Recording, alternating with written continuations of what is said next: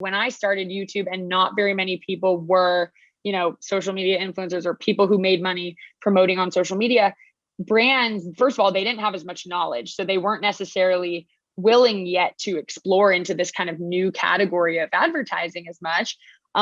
Versus now it's a proven thing. They understand how it works. But more than even that, what they're noticing the most is that these micro influencers, these people with, just a few thousand or 10, 20, 50, 100,000 followers are oftentimes outperforming the ones with millions and millions. And I think that's because there's this level of authenticity and trust and kind of, a more intimate relationship between the influencer and their audience sometimes when it's a little bit smaller, to where brands are actually finding that very, very appealing. Welcome to the Viral by Design podcast with Dave Rotherow, where we get inside the minds of today's leading viral marketers as they reveal the exact strategies they use to build brands, products, and campaigns that are magnetic to customers, spread like wildfire, and seize the attention of millions. This is Viral by Design. So welcome to another episode of Viral by Design. I'm very excited today to be joined by Adrienne Finch. She has a combined social following of over 1.1 million people. Adrienne provides online branding, consulting, and business coaching for both individuals and major companies, including people like Google, NBC, Neutrogena, AT&T, and many more. As a content creator, a coach, and host of the Self-Made Mastery podcast, she aims to empower and transform individuals into the CEOs of their own lives, the businesses and the mindsets, and more. So, Adrienne, thank you so much for joining us today. How are you doing? Thank you for having me. That was a fabulous intro. I am so cool. I sound amazing coming from what you just said about me. I'm doing well. Awesome. Thank you so much for having me. No, well deserved, 100%. So 1.1 million followers, that's pretty significant, right? So what was the journey like to amassing that kind of a crowd? Yeah. So, it started actually in college. I went to film school. I was always super interested in storytelling. So, at the beginning, all I wanted was just to be creating content for people because I was trying to get jobs at, production companies and big studios here in Los Angeles. And I was sick of people telling me no, not maybe I could work at the company, but I wanted to be the creative. I wanted to be making things, shooting things, writing things. And, as an entry level person trying to join a studio like that, it's not possible. And so that's how I kind of started creating YouTube videos. That was my first sort of social media endeavor. And at the time when I was creating them, I really wasn't even thinking of, really want to build this huge audience and, be able to serve them and have that be an income stream. At the beginning, I just loved creating videos. I just loved sharing and storytelling and didn't want to be, told that I couldn't do that. So, I started making videos. And what I found very quickly was that I do have this love and kind of knack for marketing, and not just marketing, but for connecting with people, for like relating to people, and for being able to bring people into whatever it is that you're offering using social media as a tool and as a marketing tool. And so kind of my combined love for both marketing and content creating kind of led me to really understand that this could be a viable kind of career option, at least right now in my life. And that the more I could kind of gather an audience and connect to them and be able to share with them, the more that I'd be able to leverage future business endeavors, or if I ever did want to write a TV show, I could have a little bit more leverage with that too, and have a built-in audience, have a group of friends. And that's kind of where that all began. And of course, over the years, everything has evolved so much. The industry has changed so much. And that's what social media honestly is all about, is just kind of adapting to the times and being able to adjust what you're doing and what you're offering as changes to the market come. So that's sort of the background there. It's been really fun. It's been an awesome journey. That's great. Yeah, that's a great backstory. So where did you kind of start out? You mentioned YouTube. Is that your primary channel? Mm-hmm. Is that still your platform? YouTube was the first thing that I did, and it definitely is still primary in the sense of it still actually gives me like the biggest revenue stream for me is still from my YouTube channels. I could argue that, I love to focus a little bit more on kind of some other sides of my business now, but it still is the major income driver. And I do believe that, out of all the platforms that exist, YouTube, in terms of having monetization on the platform itself, is still the best for that.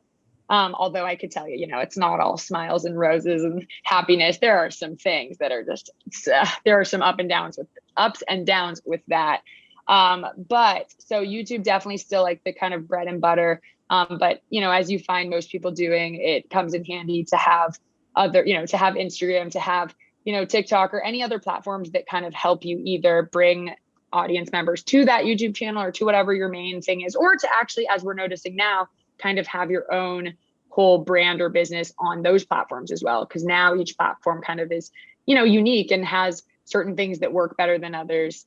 So I've just kind of been exploring with that and kind of figuring out like, what is my main thing and how do I want to use other platforms? And so, yeah, that's where that started. Yeah, TikTok has become huge. That's a whole nother conversation. Well, yeah, we keep talking about TikTok. I had a few conversations about TikTok. And again, like it seems to be one of these platforms where nobody takes it seriously at first. Like, that's just for kids. And then like, sure enough, like over time, it starts getting adoption and suddenly people take it seriously. So is that something you've invested into? Yeah, definitely. I mean, so here's what's interesting about TikTok. Honestly, I was at a point in my career, this is like beginning of 2020, where, everyone kept telling me, Adrienne, you need to be on TikTok. Don't sleep on it. Kind of what you're saying, just, it's for kids. But like, or that was kind of my reaction. I was like, I don't really want to, I have a business. I do so many things. I don't necessarily have the bandwidth to just go be on every platform. And I will argue that I think a lot of times less is more. I think a lot of times people rush to jump on every platform, but also need to slow down and be intentional about it, right? Because we don't have the bandwidth to just jump on every platform. But if you can become the expert on one or two or three, and that's where your brand lives, I don't think it's always necessary to go jump on the next platform. However, I will say so TikTok for me happened slightly accidentally. It was like everyone was kind of talking about it. Like I said, I was like, no, I already have my things and I just can't take on anything else. And then COVID-19 happened and quarantine happened and we were stuck at home. And I just found myself having so much more time. And it wasn't that I went into it actually being like, okay, this is good for my business. Now I have time, let me do it. I actually just re-downloaded it for probably the third time and finally understood why people thought it was so entertaining. I was on it for hours. I kind of got past all the like thirst trappy teenagers to actually realize, there are a lot of different types of content on here. And so I started I actually posted videos just for fun. I was like, I'm just going to post things. I really didn't even think of it as part of my business or anything. I was just myself, my weird, wacky self, just started posting videos. And one day, one of them just totally hit and like went viral. And I was like, oh, shoot. Okay, well, now I have no choice but to treat this as a legitimate part of my business. And I kind of leaned into that. And I do love, I love exploring with platforms. Like when something works, I'm like, okay, let's see what else can happen. Like, let's lean into this. And that's kind of the business side of that, is like seeing what works. So I kind of leaned into that. I made more videos like that. And then things just kept kind of skyrocketing from there. And it was insane how fast TikTok was able to grow. It's like I had been on YouTube for 5, almost 6 years, and I had just hit my 400,000 subscriber mark. And TikTok, I hit 400,000 followers on TikTok in 1 month. Like, you're kidding me. I was sitting there like, are you joking? I was laughing. I was like, come on. I worked so hard for my YouTube channel. And now this happened in 1 month. And all I did was like talk to myself in a mirror in the bathroom. Like, what the heck? So that's been really fun to just kind of explore and realize that it's such a new, fresh platform that really offers anyone to be able to kind of blow up, which I think is really unique and cool. You guys can't see, but the sun is blaring in my face right now. I'm sorry. I'm just going to lower my blind, but keep talking. Oh, you're good. So I'm intrigued the kind of content that is straight. In fact, just to take a step back, obviously, you mentioned YouTube, you mentioned other platforms as well. Is there a similarity that you found on each channel, like one thing which stays consistent about getting engagement, about getting growth? So it's not that I see one thing that gets engagement, but what I do see is that when you stick to your one thing, whatever that one thing is, that will help put you in a position to get higher engagement. And the reason for that, I think, is that, when I first started YouTube, which was like in 2014 or 2015, it was still the type of kind of platform and algorithm where someone wanted to see you. So they would subscribe to your channel and like, maybe they liked what you did, but maybe they just liked who you are, what you talk about. And so any video that you post, people would get notified, in their subscription box and click on it and be able to watch it or not, whatever they want, and move on. Right. what ended up happening is as these platforms have grown and become more and more saturated, YouTube as a business, and same with TikTok and all, well, TikTok's not there yet, but we'll talk about that. All of these other platforms who have become so saturated with content, they need a way to better streamline content to viewers. So what they ended up doing is, instead of just showing a subscriber every video of every person they're subscribed to, because that becomes a lot, right? It becomes hundreds of videos. They start to, have little mechanisms in place to gauge what those viewers' habits are. What are they like? What kinds of videos are they watching? And so it's great for the consumer in certain ways, because you have a lot more of a curated, homepage of things that you're going to want to watch. But where that really sucked for people like me who did this as a full-time job was that we went from all of a sudden being able to count on our subscribers seeing our videos to, oh, this subscriber isn't showing that they're watching videos about cooking or whatever, so we're not even going to show them your video, when meanwhile that person cared to see your videos. So long way to just answer that. I think what is working the best now on platforms is not specifically like one genre of content, but it is when you brand yourself as, this is my thing. This is what I do. My videos are about this topic for the most part. That's what can really bring the most people in, because as soon as a video does well, let's say you are the cooking channel, right? You're all about food. Once a video does well, YouTube or TikTok or Facebook knows to put that video in front of more people who like food.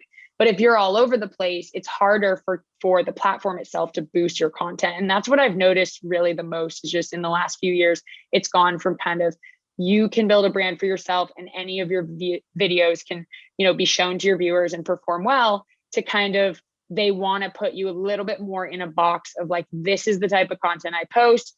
And that's sort of all. And it's easier to, be shown to more people that way. So the engagement is therefore higher. And, I think it creates a lot of frustration with content creators, because it pigeonholes them into kind of one little niche, where if they ever want to branch out and create different types of content, I think a lot are afraid to, because they don't want their, they don't want their engagement to go down. They don't want the platform to then deem them as like not that content category anymore, and all of those things. So that's kind of what I've noticed about engagement. TikTok, I think by far the algorithm works the fastest and the best. Like if your video gets engagement right away, like it immediately will go on to, thousands of For You pages. And that's why I think virality on TikTok is such a thing, because so quickly that can just skyrocket, and all of a sudden your video has millions of views. There are so many users on TikTok. It's quick, absorbable, like fast videos. So that's sort of my take on that. So TikTok now is something which is becoming viable and profitable for your business then. How are you monetizing it?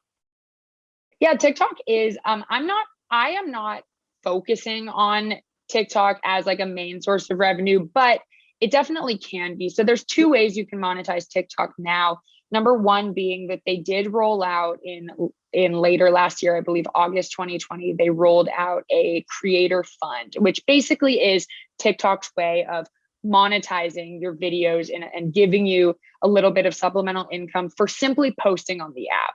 Now, that amount of money is not very high. I believe, the cost per 1,000 views is very low. So it's like, I might make, a couple $100 for a month that had, hundreds of thousands of views or even millions of views. So it's not that much money, versus YouTube is a lot higher of a CPM. But they're at least making that effort to rival with, YouTube's type of monetization.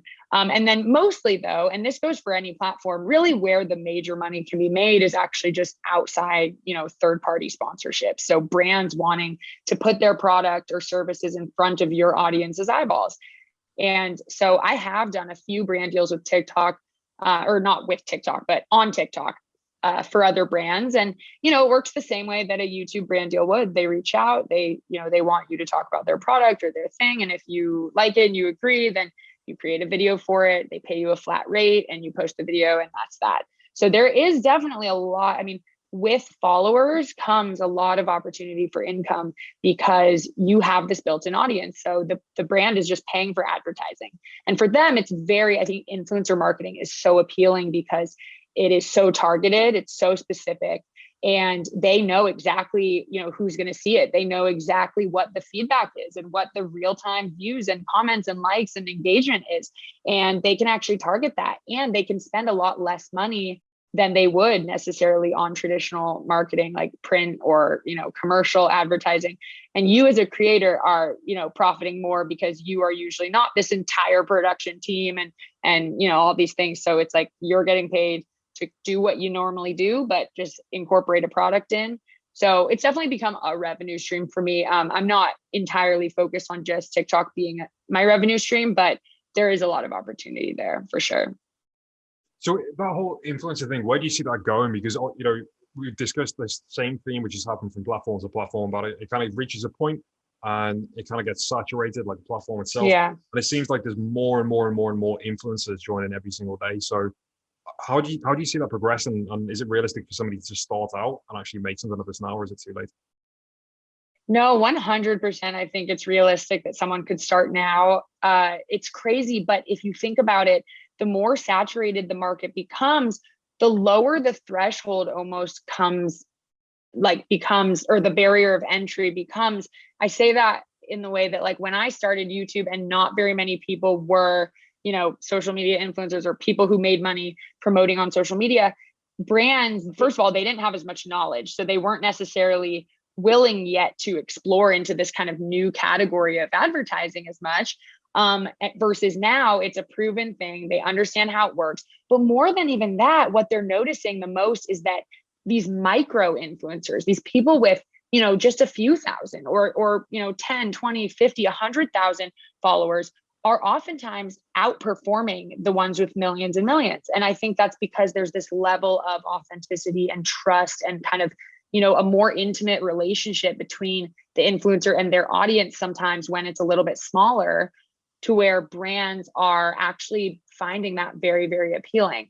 My boyfriend, who is literally not a social media influencer whatsoever, he's a fitness instructor, a good one, but he has a presence, he posts online and he uses his Instagram as a marketing tool, but he's not by any means like trying to go grow into hundreds of thousands of people. He probably has like 2,000 or 3,000 followers, but like brands, fitness companies, like reach out to him all the time because they know that his audience, the people that do follow him, are like the people who he trains or the people who go to his gym, take his classes. Even though he's not this huge public figure, the people that do follow him and go to him for fitness advice and things like that are the people that would buy something that he tries to sell. So I actually think that what's interesting is there's actually so much more opportunity. However, I do agree with you that like I can't see like 5 years in the future, because I'm like, hold on though, if everyone is literally online with any type of following, then like what happens to advertising at that point, right? Like, does this just keep going?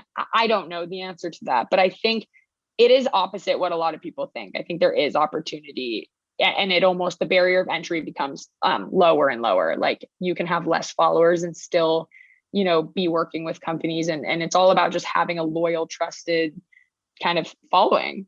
Yeah, because I mean, I guess that's what those brands are buying, right? The trust, and if it's a smaller group, right, kind of sense that it's more of a unique thing as opposed to like me following somebody who's got 1 million followers versus me following somebody 2,000, but is really kind of close to them. Then that's super powerful, right? And super valuable for brands.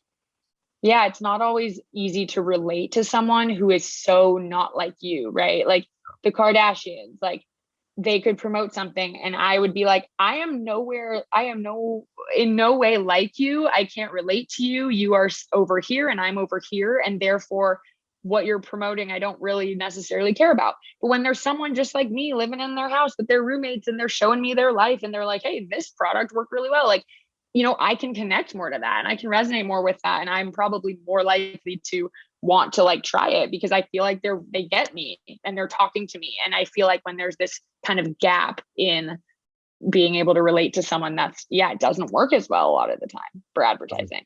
Yeah. Like those bigger followings as well, people like you mentioned, like the Kardashians, You know, one actually is interesting because I don't follow many people on Instagram. I don't like, I try to keep ahead of my business rather than in social media as best as possible. But one person that always catches my eye is Takeshi 69. You know this guy? Wait, what is it? Who is it? Takeshi 69. No. He's a rapper, and he's got like multicolored hair, like rainbow hair.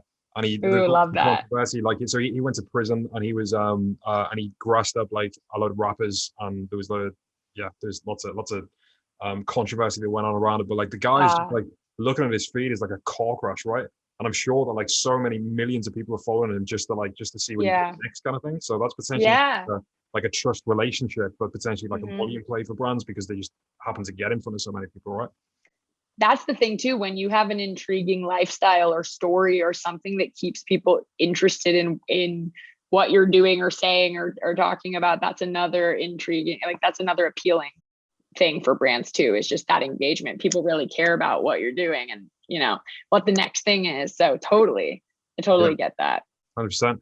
What's your content strategy like? How do you wake up in the morning and think, right, I'm going to do this piece, this video, like I've got this amount of time blocked out to do X, Y, and Z? How does it look? Yeah, let me tell you, it's gotten a little bit overwhelming just recently, because I feel like it used to be like, okay, I just basically am a content creator. I make YouTube videos, I work with brands. That's kind of all I do. And, that was awesome because I had enough time to do that. But it wasn't fully fulfilling for me. So I start adding all these other things. I have this other business and this podcast and I coach and I do all these things. So sometimes it is a little bit overwhelming to keep track of like all the platforms and the content I want to create. But basically my process is I use I use this content calendar kind of template on a website called Airtable. It's basically like a glorified Excel spreadsheet. I'm obsessed. I use it for all of my content, like tracking and everything. And I pretty much it's not like I wake up in the morning and I just think, okay, what should I do today? But I usually time block my week kind of in a way where what I've tried to do is dedicate certain days to certain platforms. For me, because I actually sort of have different brands on each platform, like my podcast is very business oriented and things like that. My TikTok is very much like stream of consciousness, like meet my personality, weird things, like fun facts. And then my YouTube channel is both kind of behind the scenes in my life, but also I actually talk a lot about like technology and Apple products and organization and productivity. So in a weird way, you're probably like, okay, wow, you have like 3 different brands going on. And trust me, I think that all the time. I'm like, is this too much? I don't know. But because those are all slightly different, I try to block out my week so that I have like, on Tuesdays, I'm just going to try to like plan and bulk shoot like a bunch of TikToks, because once your brain is in that zone of like thinking about that content and really diving in, brainstorming, you're in that zone. Like, I don't want to break that and all of a sudden start thinking about my YouTube videos that are completely different. So I've really tried to start this year, like time blocking and being like, okay, Tuesdays for TikTok, Wednesdays for not Instagram, for YouTube videos, Thursdays for my podcast. I still do more than I recommend normal people doing. I would not maybe have all of these different platforms, but it's really helped me to do it that way and kind of say, okay, Wednesday, all I'm thinking about is my YouTube channel and I'm not thinking about any other content. I'm going to wake up, I'm going to brainstorm my videos, I'm going to plan my shot list, and maybe I'll film 1 or 2 videos and then I'll start editing, and maybe I'll finish editing on Friday or whatever. And, Thursday, it's a podcast day. I'm thinking only about business. I'm thinking only about that audience. And that has really helped me. And I think just the content calendar has really helped me to track, because obviously you're like, okay, I might be filming this one, but I'm also finishing editing that one. And I'm also like negotiating a rate with this brand for this one. And there's a lot happening at once. So it definitely will behoove you to have some sort of content calendar workflow sort of system. And that's what's worked for me. Got it. That makes sense. So you mentioned briefly about your podcast and the coaching side of your business. What does that kind of look like? Yeah. So a few years ago, I realized 2 things. One, I wasn't fully fulfilled, like just creating videos that were entertaining. I want to like really make a difference in the world. I want to really help people and really change people's lives. And so that combined with my realization that it is really important to diversify your revenue streams and to kind of diversify your platforms, just because, we don't own or operate or control YouTube, right? They could tomorrow decide, and we're done. And like, that would be my entire livelihood, my whole following, all of my money, everything would just be gone. And so I think as an entrepreneur in general, and as someone on social media, it's really important to diversify and just make sure that you have different revenue streams coming in and that you have different places that different audience members are. So I basically decided to start the podcast because I was super intrigued by just the medium, just podcasting in general. I really started liking listening to podcasts. So I was really intrigued and wanted to start one. But I also wanted to start helping people who maybe are, unhappy in their current jobs, or maybe they went more the traditional path and don't, understand how many ways you can monetize your passions nowadays instead of just kind of succumbing to that, job that you hate or that tradition just because, you need the security and all of these things basically that we've been taught our whole lives and conditioned to believe that like you have to go this route and like you need this security and that stability. And I totally get why people are afraid to branch out. But I wanted to like show people that, hey, like I didn't go the traditional path and look, it ended up working for me and I can help you with that too. And it doesn't necessarily mean just social media, but I just want to help empower people to get out of, living a life that they don't love and get out of working a job that they don't love. And I want to help people to just really transform and to realize that anything is possible for them. And all it takes is the right mindset. So I do a lot of mindset coaching and guiding and just helping people really get into the right mindset where you feel equipped to handle anything that comes your way. Because the thing is, like, shit is still going to happen. Like life is still going to happen. You're not, it's not going to be like every single day is butterflies and roses and happiness all the time. No, that's not realistic. But what I want to help people do is kind of just develop this mindset where they understand that and they embrace that and they actually like those challenges. They're able to problem solve. They're able to continue creating this life for themselves that they want to live and this success for themselves. And I'm actually giving kind of tangible ways too, to like monetize your passions and to not just be, a slave to some other boss or industry that you don't really want to be in. So that's kind of what I aim to do with Self-Made Mastery, is help guide people into just mastering their mindset, tapping into their greatest potential, also like finding their purpose, maybe just realizing what it is they even want to do. And I think a lot of people don't realize that it's not just, you don't get there by just changing what you do. You get there by like changing who you are at your root, like who you are and what you believe you're capable of and how you live every single day. That change in who you are is what will lead to you changing your behaviors and your actions and your lifestyle. But I think too many gurus out there, too many coaches and too many people keep how to do that a secret. Like they don't tell you how to do it. They just, say a bunch of fluff. And like, there are a lot of really great coaches and gurus, but I was like, no, I'm going to come in here and I'm going to tell you how to do it. Like none of this fluff. I'm going to tell you exactly how to do it. So that's kind of how that was born. And it's still evolving. I'm still, honing in on what really is the niche. What is the one thing that I think I really could, dive in on and become the expert on and teach, versus right now I talk about a lot of different topics, mindset, productivity, business, so I'm still, it's still on my journey, but that's what that is. That's great. I mean, it's immensely powerful that, because the concept of the problems never go away. In fact, they just get harder and harder. And it's really what changes your ability to cope with them and your ability to respond to them more calmly. Yeah. And having that mindset is just so powerful. So if people wanted to find out more about that, so to subscribe to your podcast or to find out more about how your coaching works, where can they go? Totally. Yeah. So both my podcast, which is Self-Made Mastery, like there are so many helpful episodes in there that just dive into a number of topics. I think like I said, some of them are very dense where I teach a lot of things like they're in the episodes. So the podcast is always a great resource, a great free resource too for people. I also, the main place, like the kind of landing page where I really explain more about joining my community. And also if you want one-on-one help, is actually on Patreon. So I actually have this membership community that I've created. And so it's just patreon.com/self-made mastery. And basically on there's 3 different levels of access.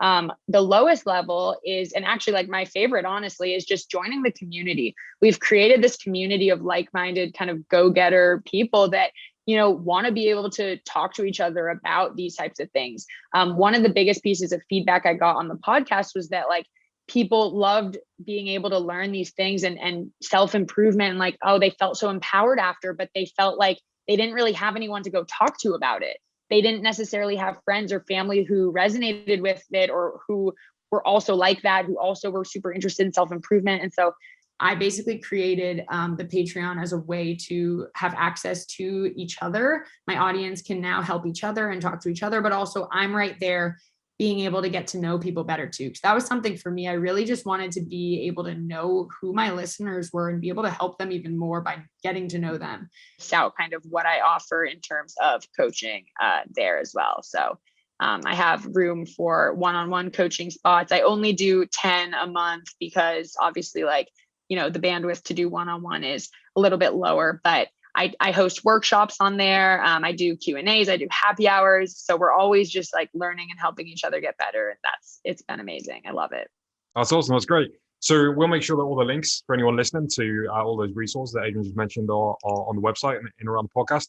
Adrienne, thank you so much for taking the time. It's been fascinating to hear your backstory. Thank you. Get all the wisdom from you. So yeah, thanks so much for taking the time. Thank you so much for having me. It's been awesome. Awesome. All right, speak soon. This has been the Viral by Design podcast with Dave Rotherow.